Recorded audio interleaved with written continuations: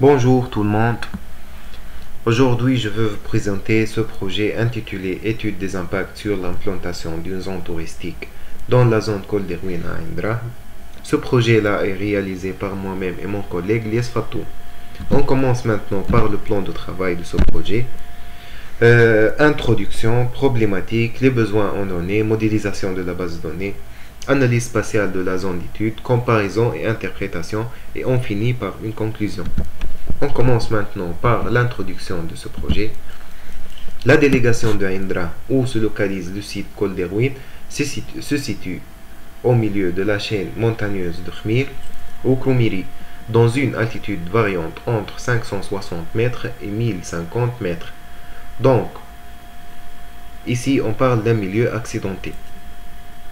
La zone touristique préparée Col des Ruines se situe dans la délégation de Indra, à l'extrême nord de la ville de Barga, sur la route nationale 17. Elle couvre une superficie d'environ 50 hectares et elle est accessible via deux issues, par une piste débouchante par ses deux extrémités sur la route nationale 17. Ça, c'est la carte du site et de situation de la zone d'étude ou de la délégation de Indra. Donc, pour réaliser cette carte, j'ai utilisé un système d'information géographique. J'ai utilisé aussi un modèle numérique de terrain pour mieux montrer les reliefs de la délégation de Indra et de terrain d'étude. Donc, l'observation de cette carte de localisation nous montre que on est dans le cas d'un terrain accidenté ici. Donc, on parle ici d'un milieu naturel accidenté, d'où il y a la présence des montagnes et des forêts, la présence d'une variété de pentes raides. Les études pédologiques et géomorphologiques sur la zone Col des Ruines montrent une vulnérabilité, d'où l'espace est exposé à un risque de glissement de terrain. Les études ont montré aussi que les arbres se présentent dans la zone d'étude depuis longtemps. On délimiter ce risque de glissement de terrain. Donc, on est ici dans le cas d'un terrain accidenté, d'un risque, il y a présence d'un risque de glissement de terrain. Les arbres ici, c'est une entité très importante dans notre zone d'étude, parce que les arbres font la diminution de phénomène de glissement de terrain. On passe maintenant. L'État ici réalise ce projet, cherche à appliquer un aménagement durable pour assurer, maintenir et préserver les caractéristiques forestières de la zone touristique future, assurer que ce projet soit un projet de développement durable qui n'aura pas des dégâts et des effets négatifs sur l'environnement. On va voir ça dans ce projet. Donc, la problématique qui se pose dans ce projet, peut-on affirmer que cette durabilité est présente dans ce projet? On va voir. Dans ce projet-là, on a besoin des données suivantes.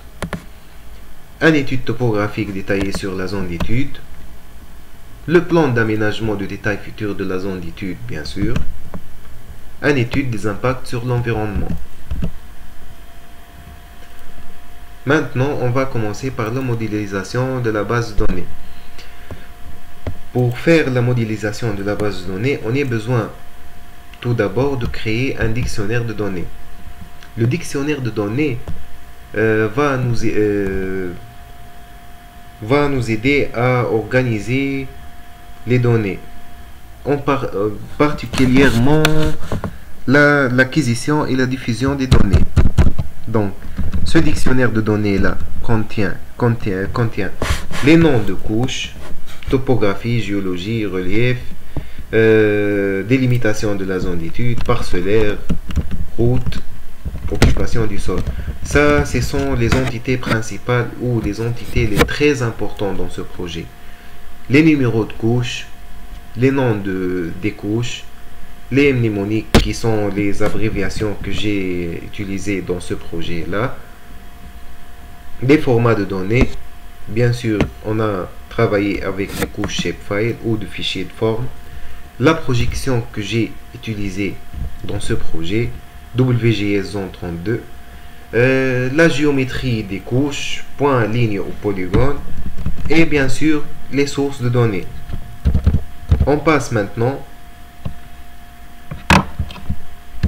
à la création de la base de données ou la création du modèle conceptuel de données.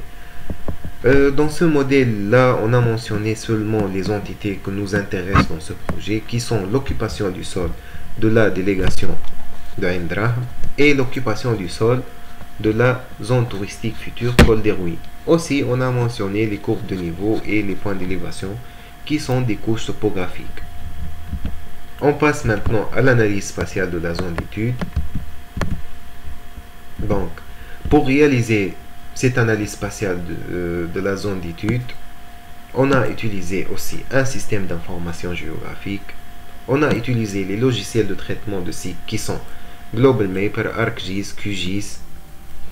On a utilisé aussi des cartes topographiques 1 sur 50 millième de la délégation de Ain Drahm.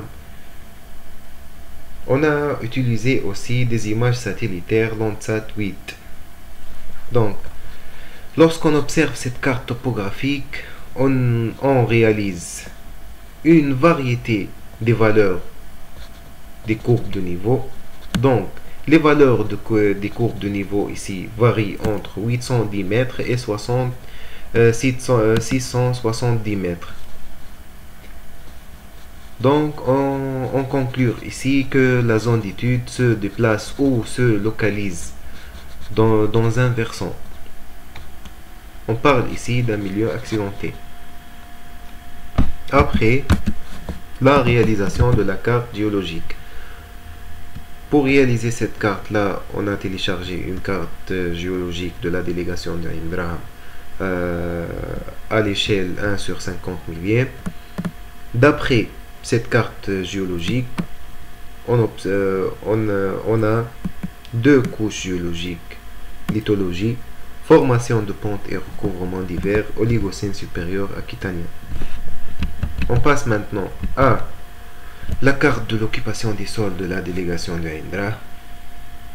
Donc, la lecture de cette carte est très facile.